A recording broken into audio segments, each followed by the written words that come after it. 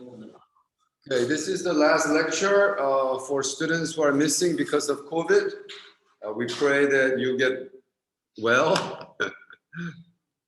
And let me see. Let's go back. Okay. We'd like to go back. Share the screen. Okay. There we go. Okay, lecture 6. 박수. Okay, research begins, and you don't really have to see that, so I'll just move it like this. It'll be easier.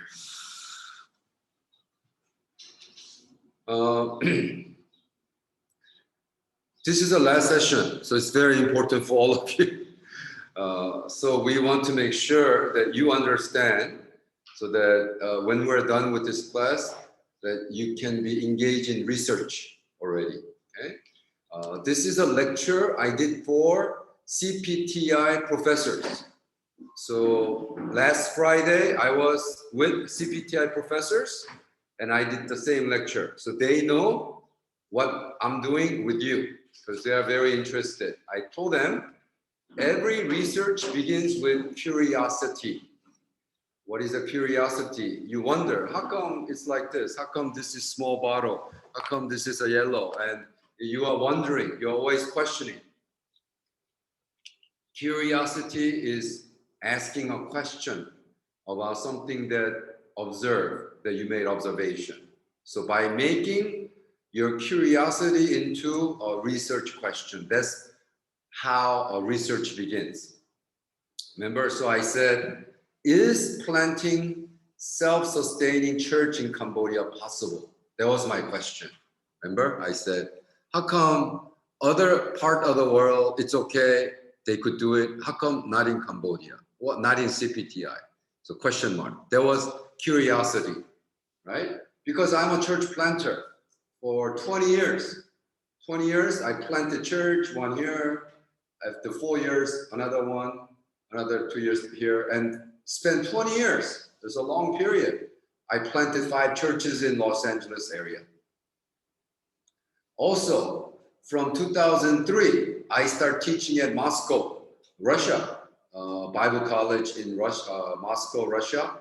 And then I was having a tea with the president of the school, a lot of students, wonderful school. And then I saw 100 flags in Siberia. And I said, oh, what are all these flags? And they said, oh, it's a church plant that we've done. Really? How many did you do? 100 churches. I said, that's great. Can I go visit them? They said, no. I said, why? Because all of them, after 2 years of financial support, when financial support ended, they all died.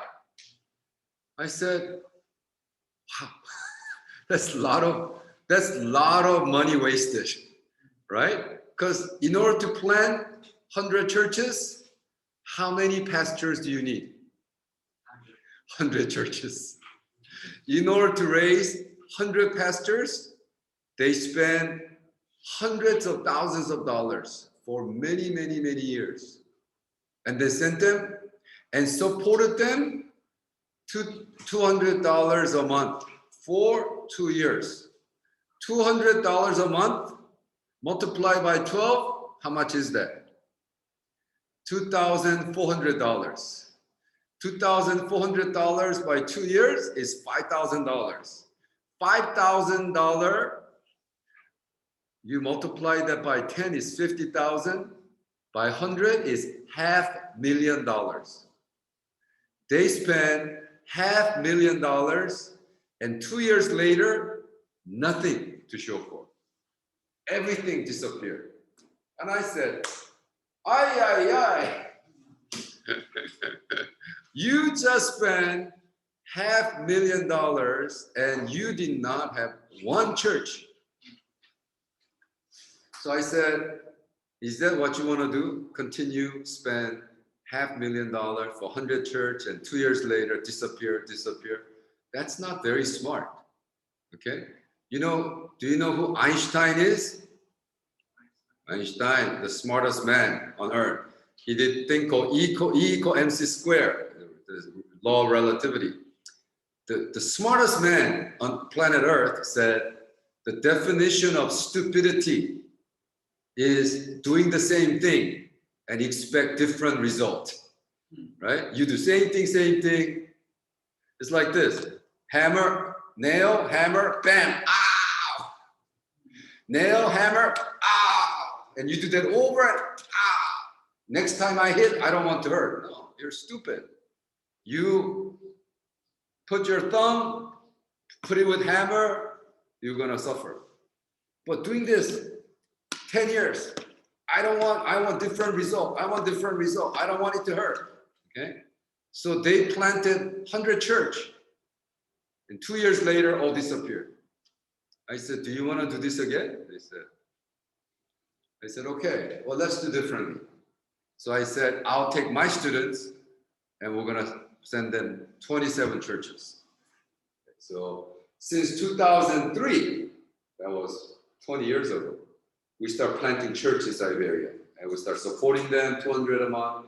And then every 6 months, I will go to Siberia, okay, and go to Moscow. And every year, 2 meetings per year. Okay, this is the team 10 years later. They're still most of 27 churches survive. They're still working with me. They used to be such a young couple. Now they're old. She used to be so cute. She's Ajuma. He used to be such a young man. He looks older than me. So they're getting old together. Beautiful couple. His name is Zenya. Zenya is a Russian name for Jenny. My wife's American name is Jenny. And Jenny and Zenya, both names. Stefano, his name is Stefan, and me. They were a young couple. He's Belarusian, Russian. She's Korean descendant from Chosun. So she's Korean, 3rd or 4th generation Korean in Russia. They married, beautiful couple. They start ministering in Siberia. The money is very hard by. So she's working. She start kind of a grocery business and doing well. He's also a mechanic, very smart guy, fixed a car, and they start having a center, and they had a church. And right now in Siberia, something like some place I've been to, like Filemonovo in Russia, men, 80% alcoholic, 80%. So 8 out of 10 men in that area, drinking, alcoholics. Very much, and also a lot of drug problem. So this couple, they start taking all the drug addicts, drug people, put them in the room, overcome. There are a lot of ladies who did drug, got pregnant, and they give birth to a baby and they die. The mother dies. So they start adopting this. So they have 8 kids. They are all adopted because they are drug addicts' children. Okay? Wow. They came to this meeting. They had to drive 3 days. Russia is a very big country, right? From Phnom Penh to Battambang, you could go in 6 hours. They cross the border, right?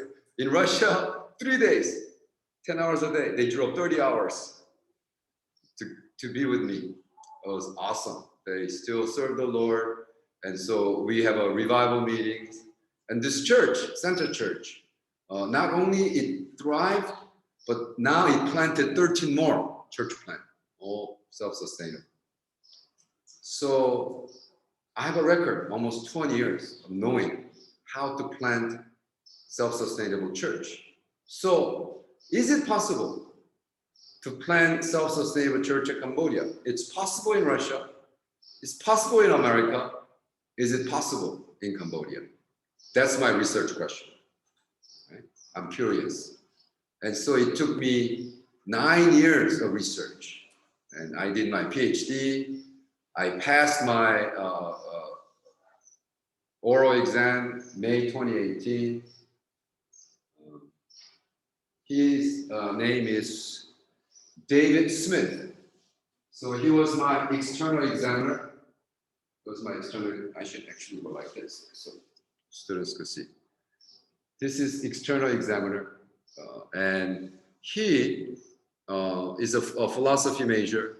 And so when I knew 6 months that he will be my external examiner for my PhD, I put his picture in the paper, and then every morning I pray, Lord, lay my hands, Lord, let him pass me. And he did. And so he's my supervisor. And of course, I graduated that June, my children visiting.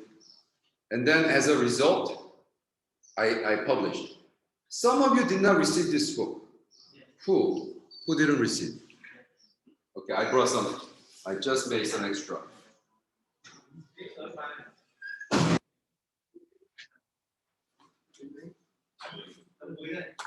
Who did not receive this book? You got it? Okay. I thought someone said that. Okay. So if you did not receive this book, okay, I will just, should I leave it here? Then people take it, right? Okay, well, what should I do? How can I give it to them? Do you work at school, right? Okay, I'll give it to you. Okay, I think maybe 2. So if you did not receive it, make sure that you get that book. It's not part of the reading, but linen at school, you get it from him. Okay. Okay. And then, of course, I taught that last year. Some of you took this course on research method. And it's part of your required reading. So I'm not going to ask you if you read the book or not. Because in the book, of course, this book was written by Cambodia Research and Resource Center. That's something that I began 8 years ago with a bunch of people here. And of course, Lee Jo-yuk, professor, actually wrote a foreword. In the book, I talk about there are 4 knowings in Christian research. 4 knowings, very important. Knowing God first, and knowing yourself, and knowing one another, knowing your subject. What does that mean for me? Well, I know my God. Jesus is my Lord and Savior. And that's why I'm here doing what I do as a missionary to Cambodia. Knowing yourself, my calling is to be church planter, be a professor, and so I've been faithful. So Lord said, you need to write books and publish. So I faithfully wrote, published 64 books so far, because that's what Lord told me to do.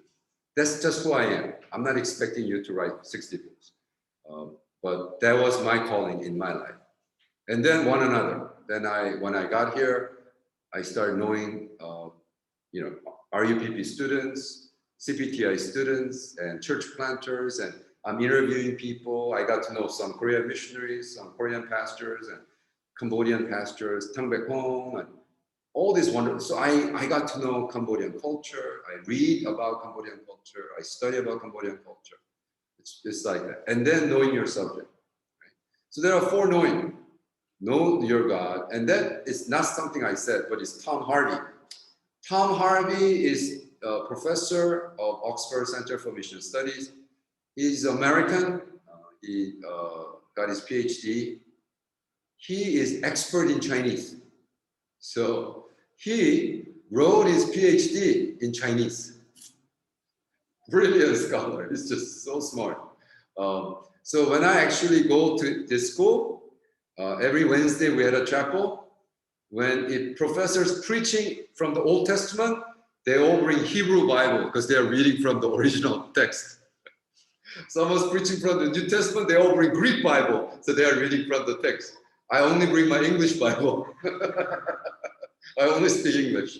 So, but very, very, very smart people. He's the one who said that the Christian scholar like you You want to be professor. You want to learn and you want to teach someone. Well, do you know your God? Okay. So it's not opposite. It's like, oh, I'm expert at the subject. I know everything about patron-client. That's not important. But do you know your God? If you do not know your God, you shouldn't be teaching, right? Especially CPTI. I mean, you could maybe teach at RUPP, because they don't care. But unless you really know your God, you shouldn't be teaching CPTI. But do you know yourself? Is calling in your life to be a teacher, professor? Right? You got to know that. I'm not called to be a professor. This is something I do so that I could continue my writing. Okay, my primary calling is not professor. My primary calling is writing. So in order to write, in a way I teach. So teaching becomes a part where I get to write books on how to, I want to write books for you, with you, so that you could teach using that book. Okay? So very important. And he says there are 3 trends of research. Number 1 is text-based research. What does that mean? Go to library, go to internet, and learn everything about in the books, and then write a whole PhD. You don't have to talk to anybody.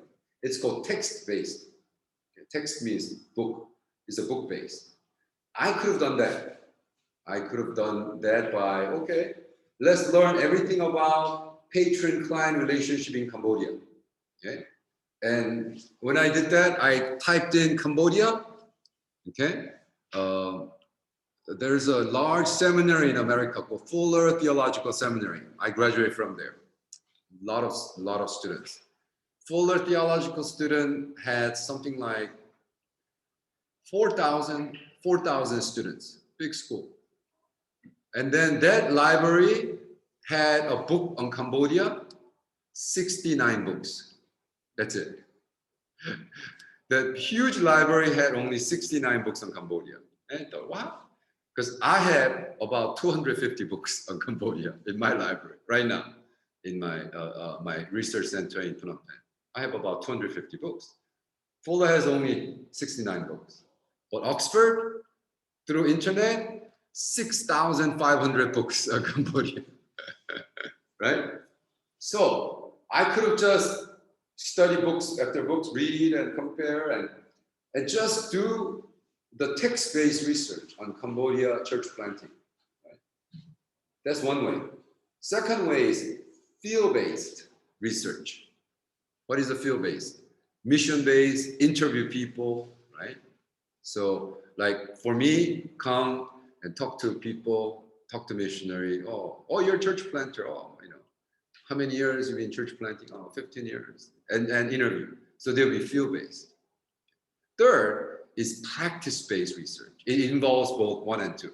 So third is both text and both field. It involves 1 and 2, but looking at practice of certain aspect of mission or work. More subjective than I am part of it. So go in and actually attend their worship experience and write about it. So there are 3 ways. Okay? Research question number 1. What research method would be appropriate for CPTI church planting? Learning about. Okay? That's what we're going to do. Okay? So it's not a group thing. I'm giving you 5 minutes. Okay? So there are 3 options. Let's say that you want to teach in the future.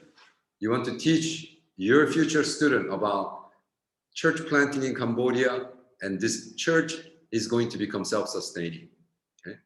In order to come up with the theory or come up with the practice, even for you to teach that, should it be text-based research or field-based research or practice-based, right? You think about that. So you got 5 minutes. Let me pause the recording. Okay, 5 minutes.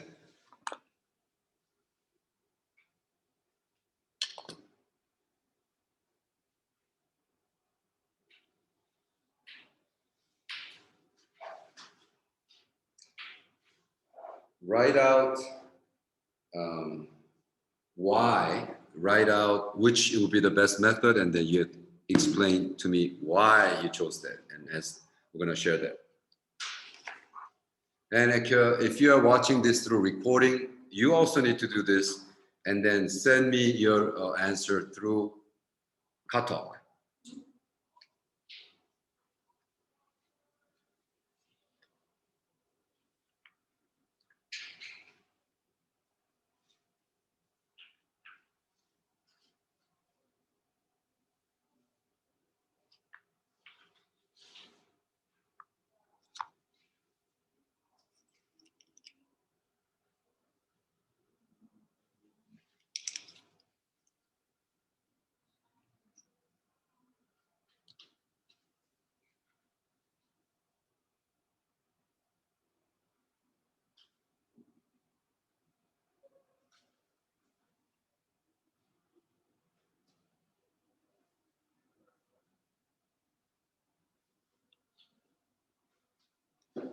Stop. Stop.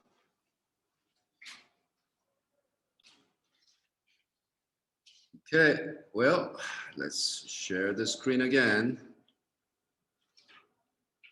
5 minutes up.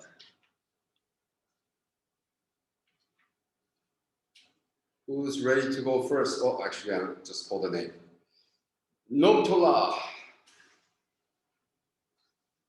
What's your response? Which method, research method, will be the best to learn about self-sustainable church planting in Cambodia? Quick choosing. My quick choosing. Number three. Why? Because we need to get some support from self-support choices from outside in the books. Okay. And we need to get from research from the book, for example, like the book that you gave us. Okay. I think. And moreover, we need to go to interview churches that already have been self-sustained. Okay. And especially, we need to make a practice. Okay. I need to go in the practice, like for example, my church. I must be in the practicing in a self-sustained church, like for example, like my church. If my church can be self-support, so it's done that I can get the knowledge of self-sustain from that I have experience from the church, sustain from my church. So from books and practicing in the church is, I think, I guess it's not really can. Okay. Very good. Number three. Okay. Hong Sang. I choose number two. Number two. Tell me why. There's a mission of missionary that the plant church in Cambodia can assist them, and we can interview of the people that in Cambodia follow a church center, so we can know about church planting, self-sustaining, and more. And ask another person that. So for you, number two is better. Number two. Okay. Decide. For me, Number two. Okay. Explain why. based on field research and study, I think maybe my paper will be true and everybody will see my research is real or not. You can see this research based on interviews with real people, or you can find more tips people who involve recently. Okay, good. Well, Vuntong has COVID, Chanta sick, Runa. For me, number 2. Okay. Why? I think because they have a experience in church, so we came into wisdom, and they can give us a real information, and we can trust them to follow what they claim to church. Okay. So make sure what you just told me, write it. Okay, write it in English and send it to me. Okay, very important. So same thing. If Fonton, if you watch this video, Chanta also, Buti, write it and send it through Katalog because we're going to make it into your paper. Linen. Only the first one. Number one. Number 1. Okay. Tell me why. Because before we mission and we can standing by ourselves, we tend to know the method through the text, especially from the Bible, especially in the Acts, when the apostle they planting church and they came. Okay. And the second, we had to learn from the famous pastor or famous missionary. Then they write down their experience because Okay, very good. Good. So out of the 3, you have different, everybody took a different option. Okay. My research was based out of practice-based, number 3. Why? Because I'm not Kamai, right? I'm not Kamai. So I cannot really, I don't understand Kamai. So when I attend Kamai service, I don't know what they're talking about. So I need someone to be with, I need to be in there. Also, as much as I want to do text-based, there are 6,500 books on Kamai, but 0 on church planting. 0. Remember the Google Scholar, Church Planting Cambodia, out of the 4 books, 3 are mine. So I'm the expert in church planting in Cambodia, at least in the English world. But I never planted a church in Cambodia. I really don't know. Okay? So I cannot even say, is it possible or not? I don't know. I haven't done it. But I've seen Baptists do it, Methodists do it, Assembly of God do it. It's just that CPTI cannot do it. So why? Why CPTI cannot do it? Right? So that's my research question. So if I'm doing this research again, because I'm a missionary, I'm a foreigner and all that, I'll probably still do number 3. Because I could be in the mission field, talk to them. Because honestly, there aren't that many books on church planting. Okay? So is it possible to plant self-sustaining church at Cambodia? Yeah, I would probably choose practice-based. And then there was a professor named Dr. Bernard Farr. He is such a great man, smartest man I know. I mean, honestly, he's so smart. You could talk about any subject, really, any subject that he could do a 2-hour lecture without any note. So smart. He's 85 years old. He teaches computer. He teaches computer to us. And we are so much younger because I thought I know a lot about computer. He programs computer. He's a computer programmer. He uses all the software to actually create a learning software. I mean, really a man. So he says there are 3 kinds of system in academics. Number 1 is the American system. Okay, so when I share this, think about CPTI system. Okay, and then tell me which system it is on. American system is recruit a lot of students, and like, let's say PhD, let's say how to do a PhD in America. Okay, so they'll ask you apply, and then 1,000 people apply.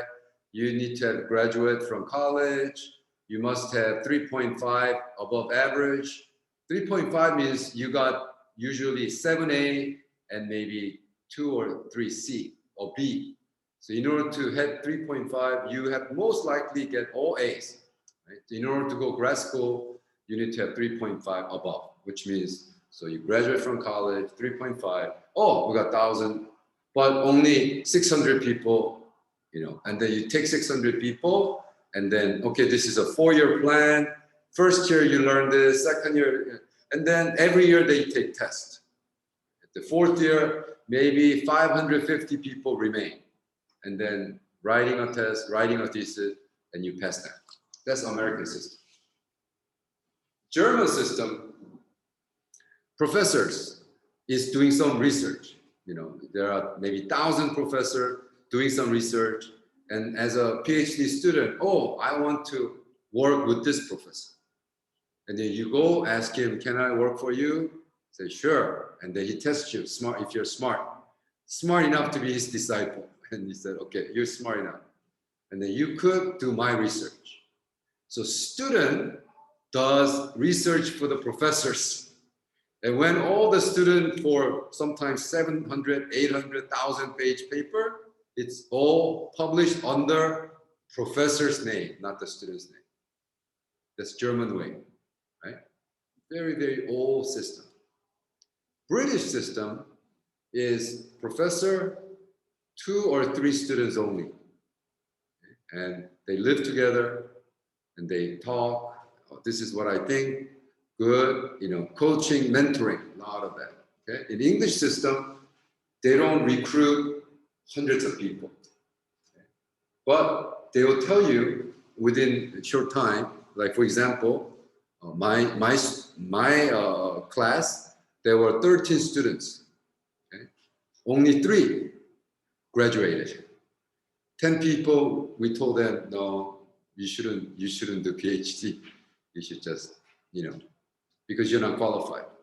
You cannot think. You cannot write enough, right? So we discourage people. We're saying that just get master, don't get PhD. So in England, but in my class, out of 13, 3 finished PhD, rest quit. They couldn't do it. So, but we tell them right away, say, I don't think so.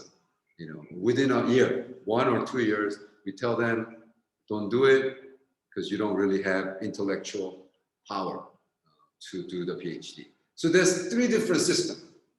Okay. So question is, which academic system would be appropriate for CPTI church planting research? You understand what I'm saying, right? There are 3 systems: American system, German system, British system. Which academic system would be appropriate? You think? 5 minutes. You think and write, and then tell me why you think that. Interesting, isn't it?